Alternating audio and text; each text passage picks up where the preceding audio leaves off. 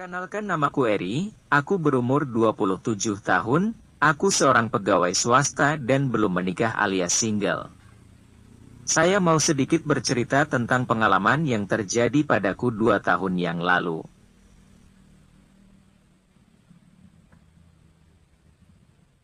Oke, langsung saja aku ceritakan. Jam sudah menunjukkan jam 5 sore selepas aku pulang dari kantorku.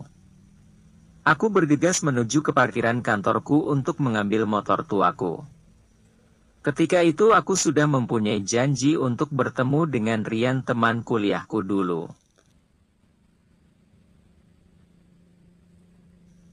Rian mengajakku bertemu di warung kopi yang tidak jauh dari kantorku. Aku pun lekas menuju ke warung kopi tempat aku janjian dengan Rian. Dengan jarak tempuh sekitar 20 menit aku pun sampai di warung kopi tersebut dan di sana aku sudah melihat Rian.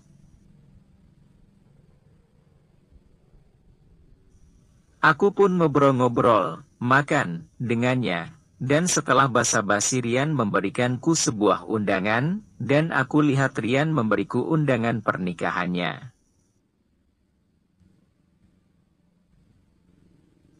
Dan tak berselang lama Rian pun berpamitan untuk pulang dan aku masih di warung kopi tersebut, karena capekku dari kantor belum hilang aku memutuskan untuk menyerup kopiku dulu, sambil menunggu rasa capek di badan hilang. Ketika aku masih menikmati kopi hangatku aku melihat ada seorang wanita duduk di depanku yang tempat duduknya lumayan agak jauh dariku. Aku melihat dari kejauhan kayaknya aku mengenalinya. Setelah aku ingat-ingat, oh ternyata Tante Alda, nyokap sahabatku dari zaman SMA dulu sampai sekarang.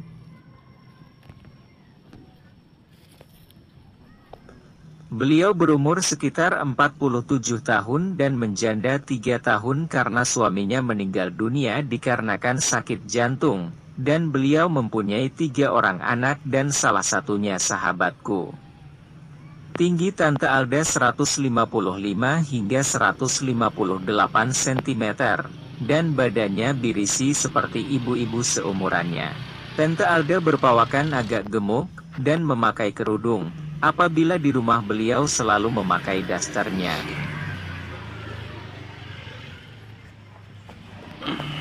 Aku pun mencoba mendekatinya dan menyapanya, "Tante, masih ingat aku enggak?" Aku menyapa Tante Alda. Tante Alda sempat bingung, dan tidak mengenaliku. "Aku Eri, tante sahabat Bagas dulu," aku mengingatkan ingatan Tante Alda.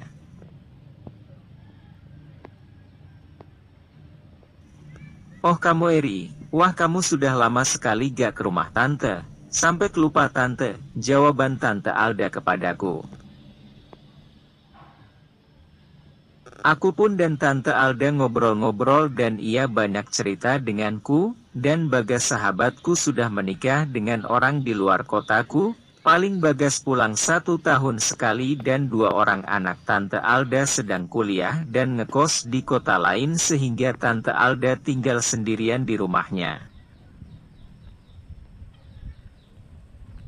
Tak terasa waktu sudah menunjukkan jam 7 malam, aku pun berpamitan pulang dengan Tante Alda.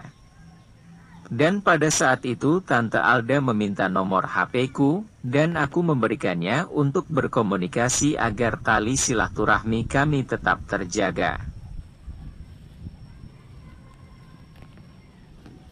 Keesokan harinya aku pun beraktivitas seperti biasanya, pergi ke kantor dan menyelesaikan tugas-tugas kantorku.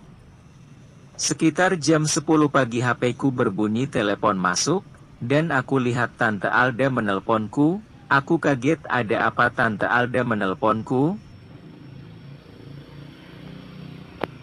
Aku pun mengangkat HP-ku, "Ya Tante, ada apa ya Tante?"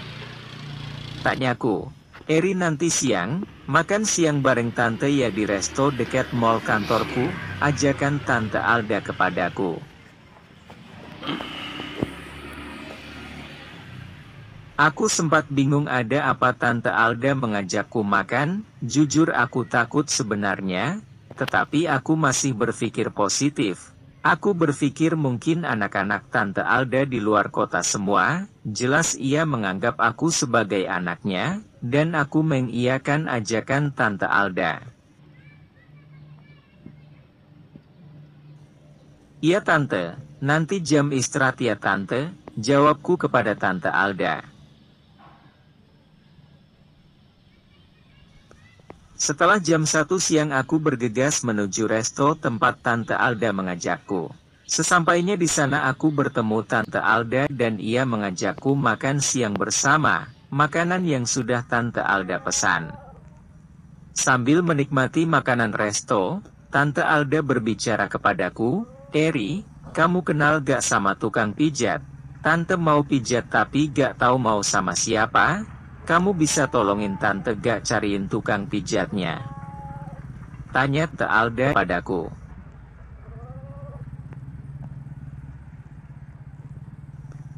Aku tidak tahu di mana ada tukang pijat cewek, dan aku mengiyakannya dan mencoba mencarikannya nanti untuk Tante Alda. Ya Tante, nanti Eri carikan tukang pijatnya dan nanti Eri bawa ke rumah Tante ya.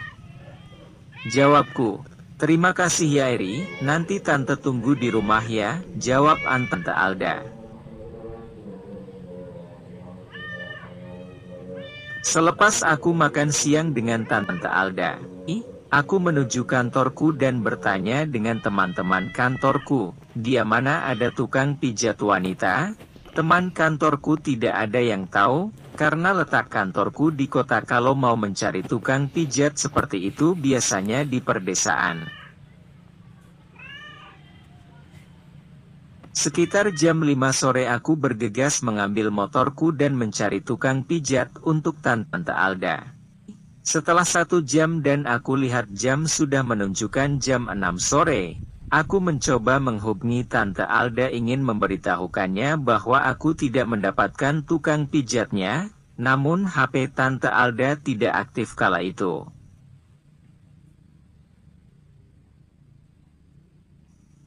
Aku pun memutuskan menuju rumah Tante Alda. Sekitar jam 6.30 sore, aku sampai di rumah Tante Alda, dan mengetuk pintunya dan memanggil nama Tante Alda. Tak berselang lama Tante Alda pun membukakan pintunya dan menyuruhku masuk ke dalam rumahnya. Aku pun masuk dan duduk di sofanya, dan berbicara kepada Tante Alda, "Tante, aku sudah keliling-keliling Tante cari tukang pijat, tapi gak juga ketemu Tante," aku berkata kepada Tante Alda. "Aduh gimana ini ya Eri, badan Tante sudah pegal-pegal semua," Tante Alda berbicara kepadaku. Aku pun kebingungan harus bagaimana, dan tak kusangka Tante Alda berkata kepadaku, "Atau enggak, kamu aja Eri yang piajitin Tante. Tante sudah gak tangan peagel sekali badan Tante."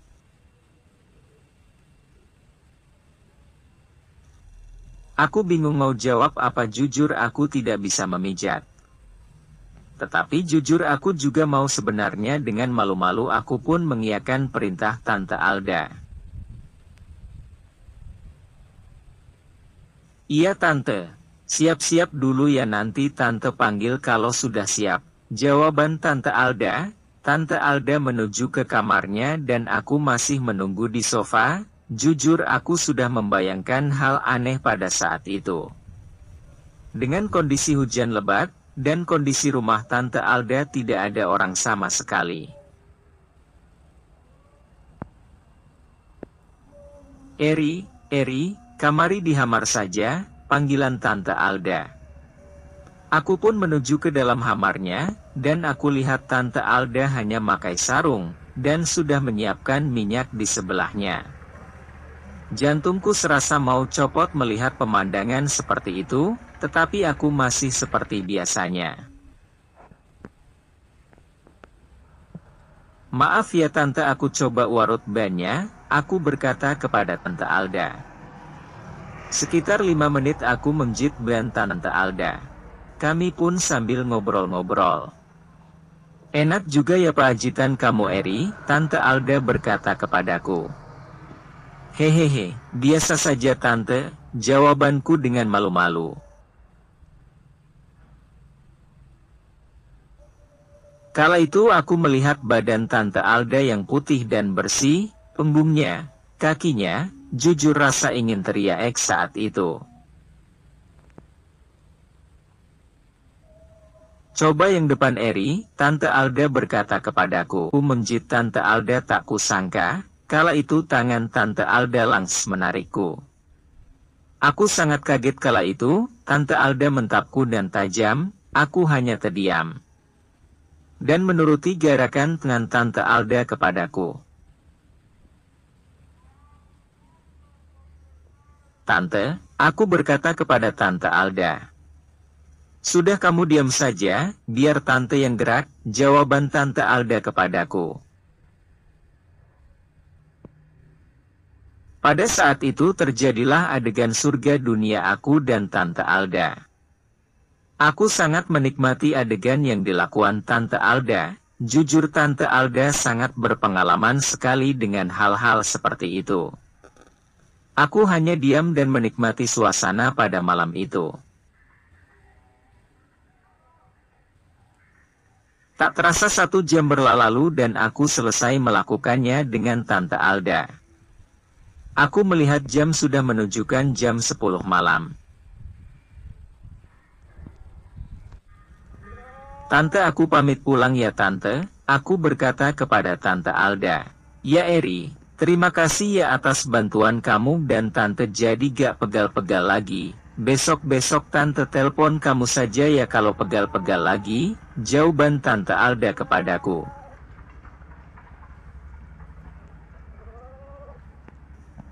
Aku pun lekas mengambil motorku dan berjalan menuju rumah, dan tak lupa aku menghidupkan rokokku dan membayangkan adegan yang dilakukan Tante Alda tadi.